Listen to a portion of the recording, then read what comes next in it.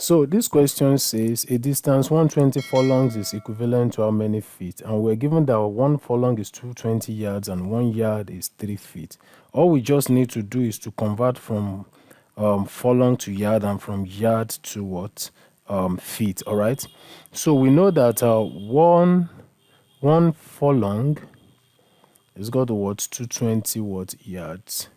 So then that implies that what? 112 furlong, right, will now be what? 220, right, times 112.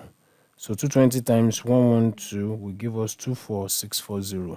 24640 what? Yards. Okay, and we are taking it to feet because we are required to find how many feet.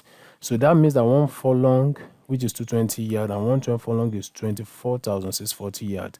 So now we now say that but 1 yard, right, is equal to what? 3 feet as given in the question. So this implies that 24640 yards will now be what?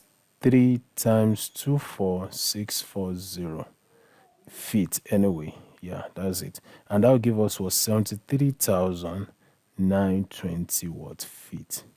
So that implies that 112 furlong is still equal to 73,920 feet. So this will be what? 73920 what? Feet.